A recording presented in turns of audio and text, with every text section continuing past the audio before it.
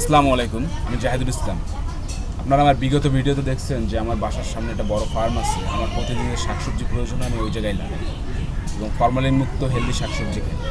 তো যারা শহরে থাকেন তাদের দ্বারা এটা অনেক সময় সম্ভব হয় না, কিন্তু আপনারা যাদের ছাদ আছে, যাদের একটা বারান্দা আছে, তারা চাইলেই কিন্তু এটা সম্ভব।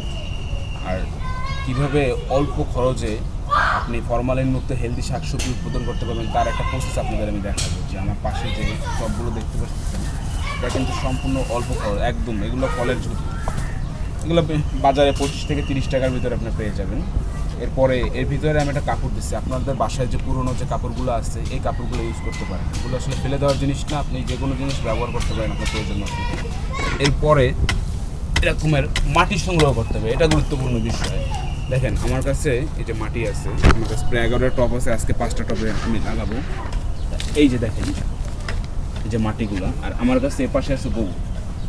এই মাটি এবং এই গোবর দুইটা মিক্স করব, দুইটা মিক্স করে আমি জৈব মাটি তৈরি করবো। দেখেন আমার গোবরগুলো কি সুন্দর, একদম ঝুরঝুরে। চাইলে অনেকে হালকা বালিও মিক্স করা যায় না গোবরের ভিতরে, মাটিটা আরও ঝুরঝুরে। দেখেন জুতাটা খুলে নিচ্ছি আমি।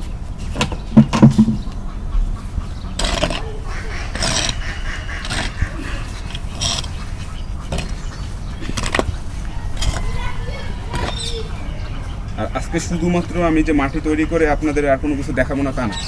আমার এই যে টপের যে গাছগুলো লাগাবো, এই টপের শুরু থেকে শেষ পর্যন্ত যে জার্নি, গাছ লাগানো থেকে একদম ফল উৎপাদন পর্যন্ত টোটালটাই আপনাদের আমি দেখাবো, আপনাদের সাথে শেয়ার করবো। জানি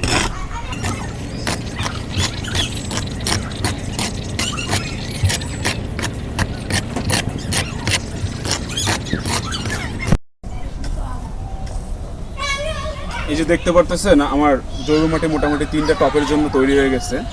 তা আরও 2টা টপ তৈরি করতে হবে, মাটি একবারে গোলানো যায় না।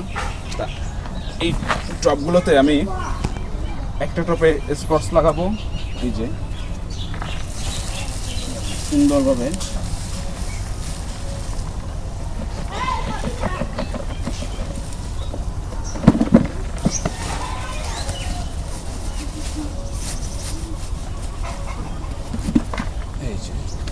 আর একটা আপনার এটা লাগাবো, আমি ভেন্ডি লাগাবো, এটা লাগাবো লাল শাক লাগাবো, ওটাও লাল শাক লাগাবো, লাল শাক যেহেতু বেশি লাগে।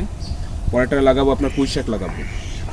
আর অন্য যেগুলো আছে এখনও সিদ্ধান্ত নিয়ে নেই, ওগুলো একটা আমার ফুলও লাগাবো না, যেহেতু আমার ফুল খুব পছন্দ, আমি 2টা টপে ফুলও লাগাবো। আপনাদের সবগুলো জানি দেখাবো। এই যে দেখতেছেন আমার হাতে, এটা পুঁই শাকের বীজ।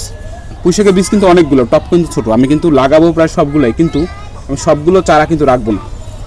এই জায়গা থেকে সবথেকে শক্তিশালী চারা আছে, ওই চারা থেকে আমি 2 কি 3 পিস সর্বোচ্চ রাখবো, দিয়ে দিলাম। আর একটা জিনিস খেয়াল করতেছেন, আমি কিন্তু টপ কিন্তু পুরোপুরি ভরি নাই, টপে কিন্তু কিছু জায়গা আমি ফাঁকা রাখছি। চাইলেই মাটি ভরতে পারতাম, আমার কাছে পর্যাপ্ত মাটি আছে, আমি ভরি নাই।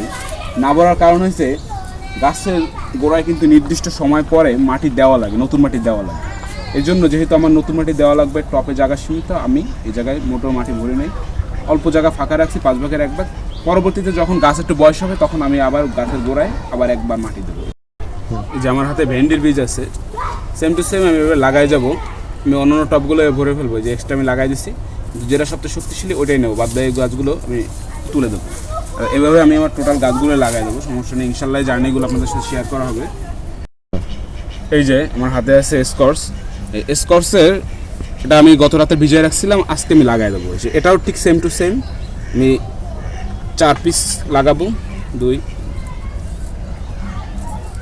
এই যে এই 4 পিস লাগাইছি। এর মধ্যে সব থেকে যে গাছটা শক্তিশালী ওই একটা গাছই রাখবো আমি, অন্য গাছগুলো কিন্তু রাখবো না, অন্য গাছগুলো আমি উঠে ফেলবো।